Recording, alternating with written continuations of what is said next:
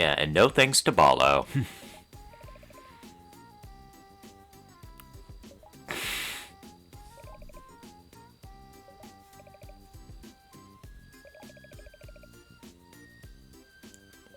There's copper wiring in this world? Well, then again, how the heck can that planetarium thing spin? I have no idea. There's gotta be some sort of dynamo effect going on in that thing. Anyway. Welcome back to Shantae Half-Genie Hero! No, I didn't forget about this LP. I just got very busy with life. How are y'all doing? It's been too long since we've seen our wonderful Half-Genie Hero here. Last time we paid her a visit, we revisited World 1, and, we also freed a bunch of mermaids with no real assistance from Ballo because he sucks. So in this episode, we're going to, first of all, we're going to upgrade some of our stats here. And I gotta figure out exactly what I want. I would advise, really, don't do what I'm going to do if you don't have the money. First of all, I would advise get the bikini armor. Because, yeah, the enemies in the next area are annoying. They really like to attack you with spikes and stuff constantly, and that crap does damage. So, yeah, bikini armor is your best friend, but honestly, I really should have waited to get the bikini armor because, I should have upgraded my attack power, but that's not really all that necessary, so you do you. I also got the metronome power-up, which will increase the speed of your transformations, which, it's very helpful. Very helpful. But anyway, before we go into Tassel Town, which is going to be World 3, it's time to side quest. Lots and lots of side questing.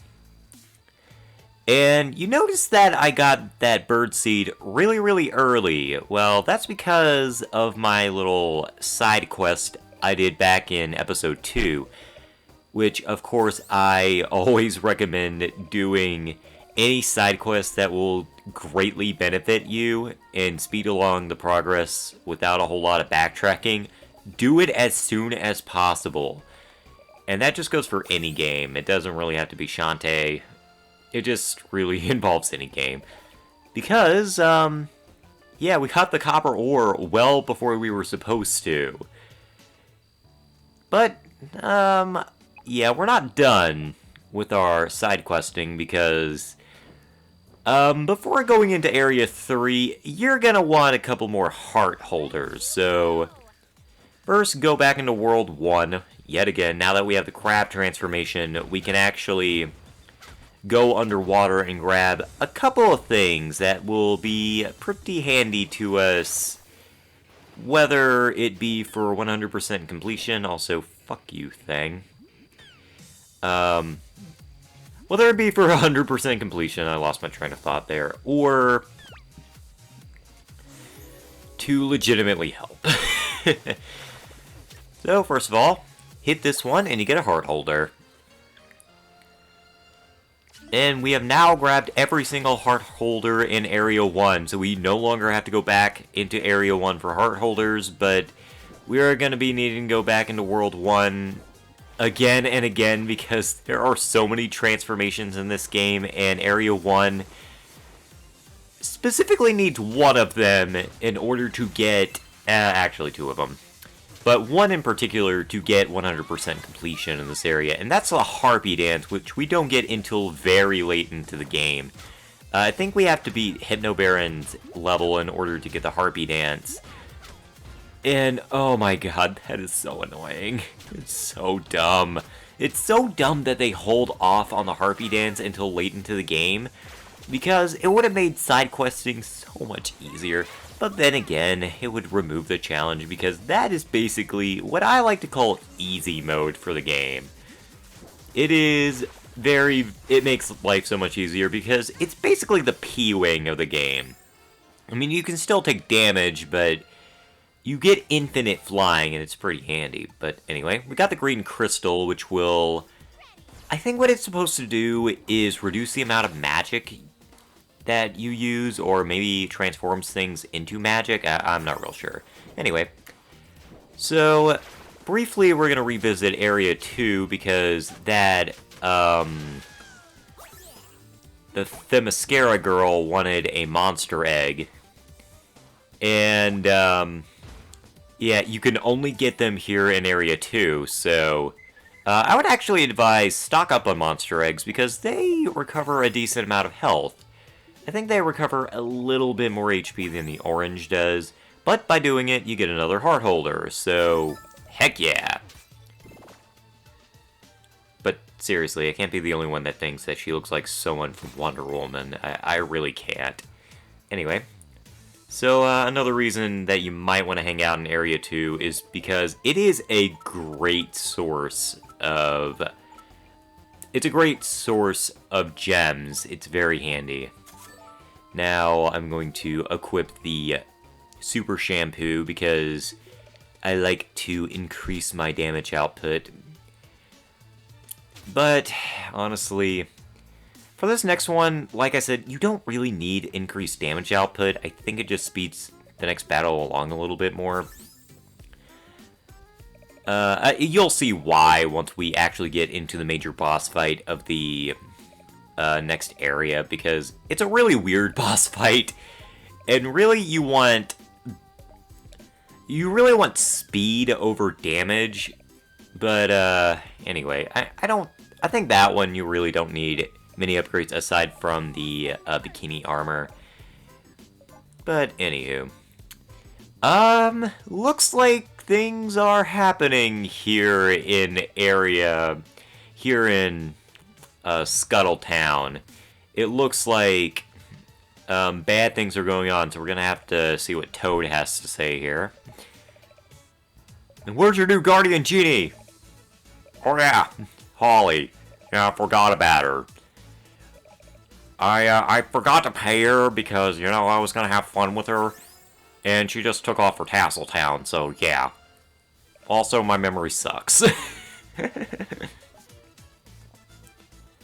Seriously, he looks like Toad! I'm sorry, I can't be the only one that thinks he looks like Toad. And also, I almost made... Okay, there's a scene that's gonna show up a little later into this episode that I almost chose as our thumbnail because I thought it looked so stupid and so funny that, I don't know, I thought it was funny. Also, I should have cut out this particular part of the transition because I've been doing so well at doing that. But, it's a short one. It's a short transition screen, so anyway.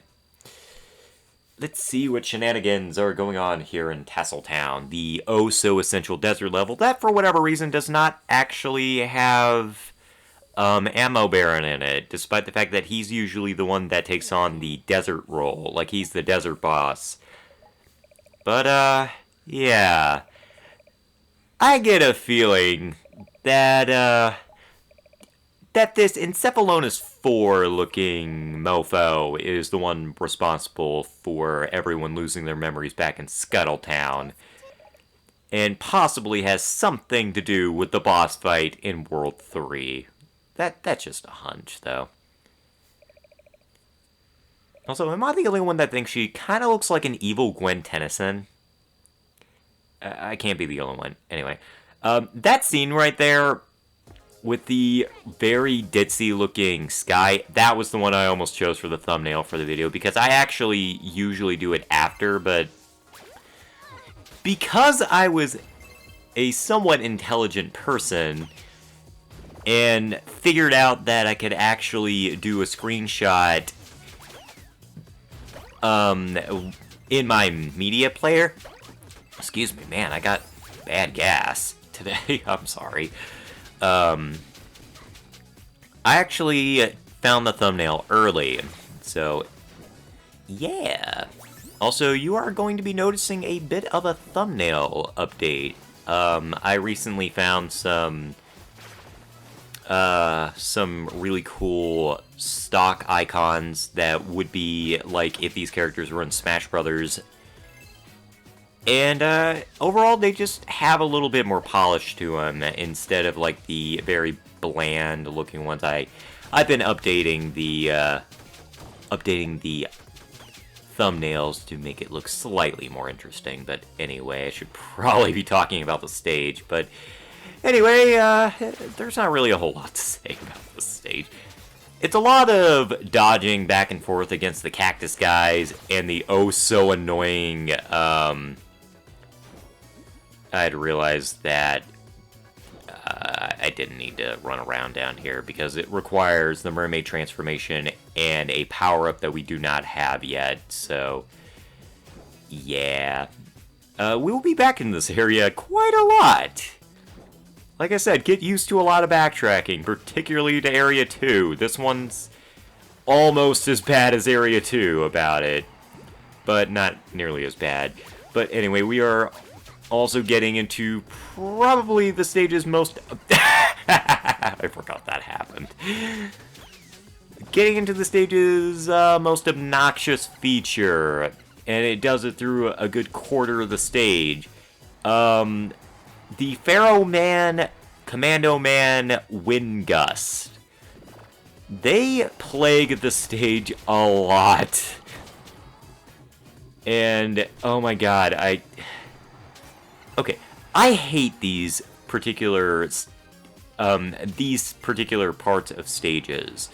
I can't be the only one that really hates them. Because, I don't know, they just... I mean, they do make the stage more challenging, but they also make it really hard to see, and let's say it's a Mario game or something, and you already are small Mario. It makes it that much more annoying because you can't see where the enemies are.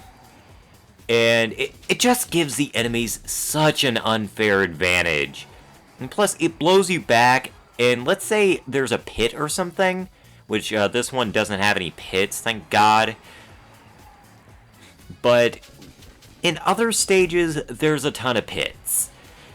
And oftentimes with the stupid wind blowing in the opposite direction, you're gonna get blown into a pit if you're not careful or you don't have a power-up that will protect you from said wind gusts.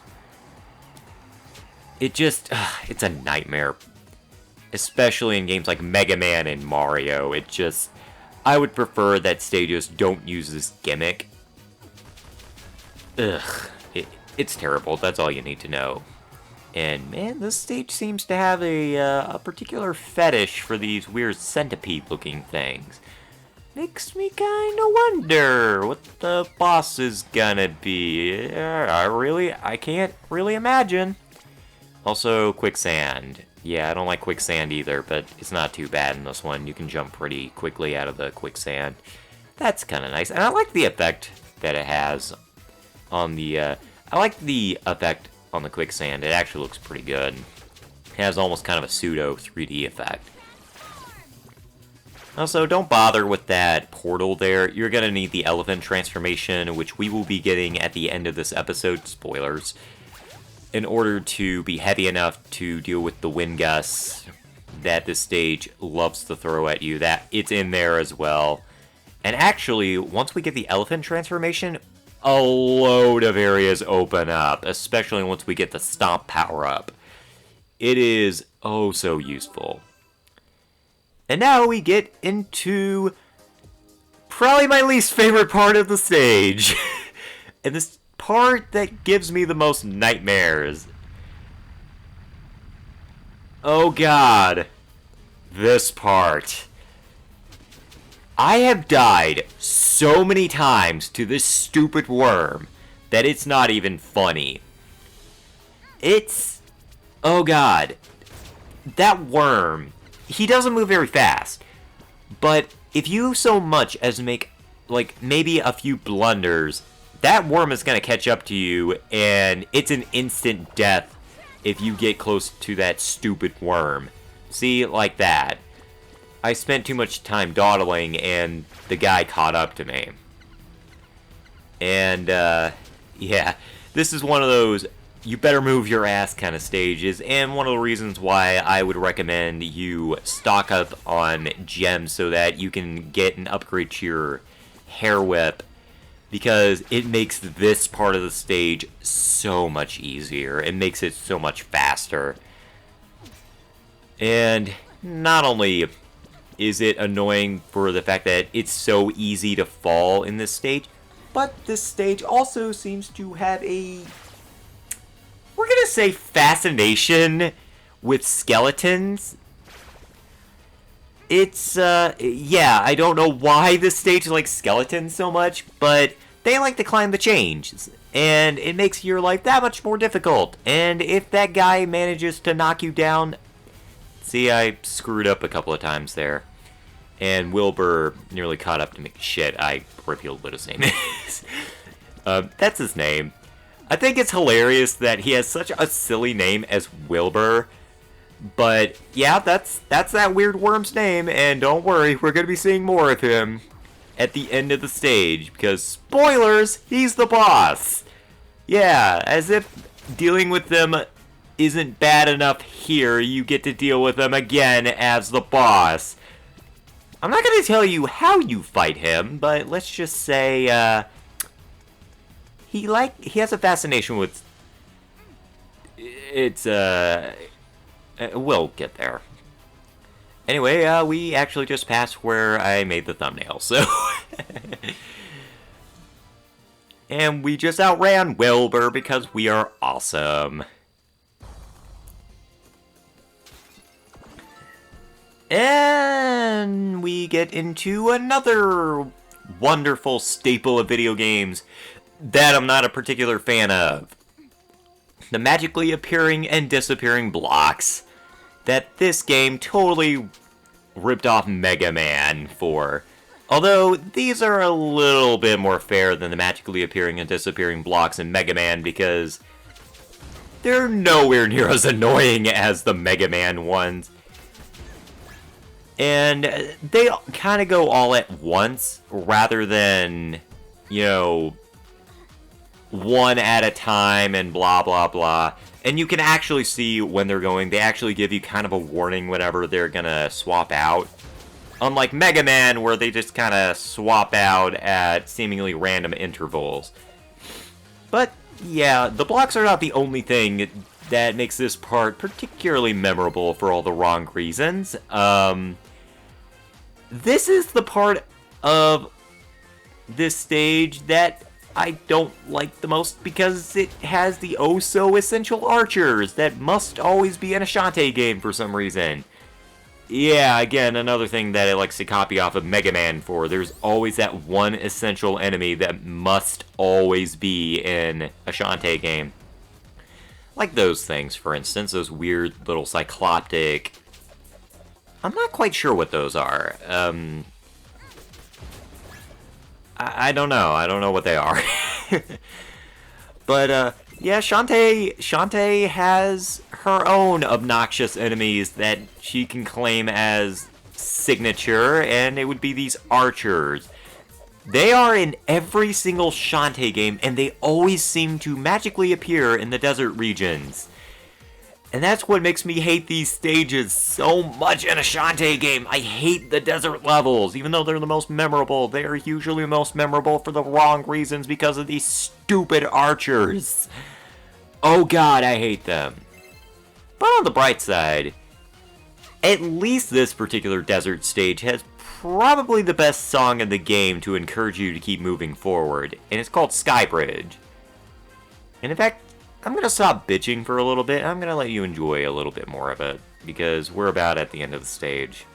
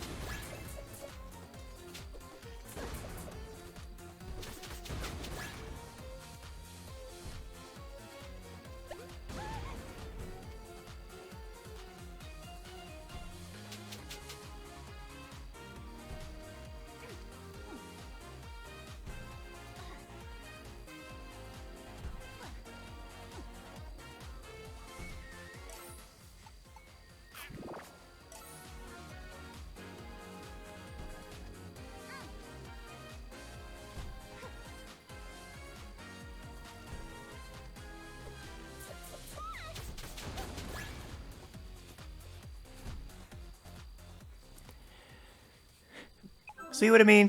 That song's awesome. And it almost completely stammer there. It almost completely makes up for the fact that the stage is obnoxious, and I have one question. How the hell did I manage to do that all in one run? I usually die a lot in that stage, and I somehow managed to survive that entire stage in one life. That's kind of amazing.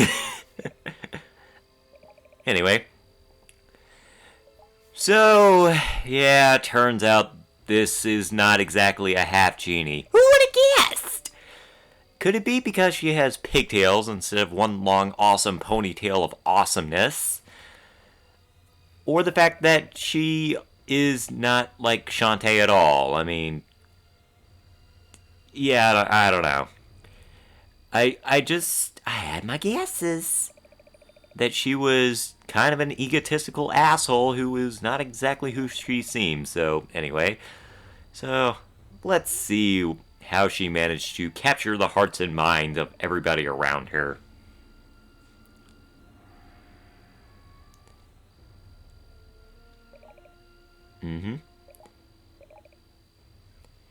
Yeah, we already met Wilbur. Let's see what he looks like. Yep, there he is. Hello, you gross little asshole.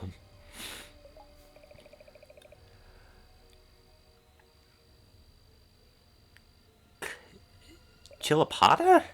Is that how you say it? I've never figured out how to say his name. Interesting.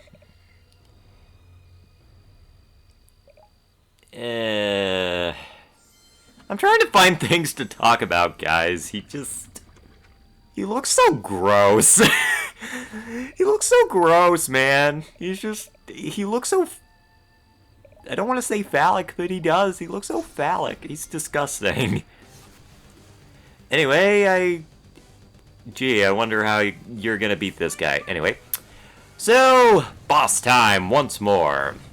It's Wilbur, the Devourer of Memories. So that's how she managed to ruin the lives of everybody around her. Anyway, the strategy for this guy's pretty easy. You find the glowing rock and you shoot it at his eyeball. That's about it. Also, he apparently has a purple iris. Interesting. And that eyeball apparently is not attached to the rest of his body. That's kind of gross. So, anyway, there's a reason why I said that you might want speed for this battle, because damage is not really important here, as more you want to be quick on your feet whenever it comes to that eyeball striking you. Because that thing gets progressively faster and faster, so the faster your hair whip is, the easier a time you're going to have with this asshole. The slower your hair whip is, well, the harder a time you're going to have, and so on and so forth. So, anyway, launch the glowing meteor that he, for whatever reason, has inside of his stomach, and let's repeat the process. Just gotta exercise while we wait, I guess. She's just kind of like doing a fun little battle stance there, and I missed my target. Booyah! Oh! Ah, crap. Missed. Boom. Come on. Boom. And time for round 3! Alright. Come on, you stupid, giant, wormy, gross thingamajig with weird, gross mandibles. Let's see what you got. Alright. This is how you can tell that he is on his last legs. Once he starts shooting the nuclear... meteor, I think that's what yeah. The nuclear meteor out of his mouth first, that's how you know you're on the last leg of the journey. All you gotta do is just strike him a couple more times and he's done turkey. And we're gonna have roasted insect for lunch. See how he likes it. See how he liked devouring his memories, which are probably just of him devouring memories, I guess. Which makes you wonder, like, if that stupid bitch Holly didn't feed him memories, would he eat her because she's just a living memory? Would she be like a soul survivor or something? Or, I don't know. It makes me wonder exactly what Holly is. I don't know. My thought is that she's a ghost or something that feasts on the memories of others because of what happens here. But that's just a speculative guess. Yeah, you tell that asshole. Gotta have one of those moments every Shantae episode. Gotta say, you tell that asshole.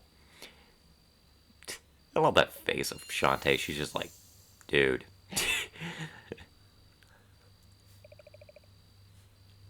I'll show you. I'm gonna disappear.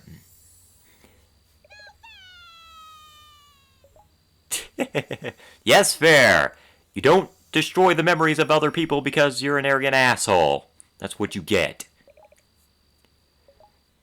Yeah, I know, right, Shantae? Freaking jerk. Anyway. Yep, I could not have said that better myself. Sorry I ran out of things to talk about there. It's just, what does one say when talking about a giant worm? Aside from the fact that it looks like a giant dick. Because it does. Anyway, so, bonk this box open, and we get another signature elephant transformation. Or another signature transformation, the elephant. Boy, I can't talk today, and apparently I can't play either. Well, let's end this mess. Thank y'all for listening to my ramblings. Tune in next time when we get to go on a massive fuck quest. See y'all later.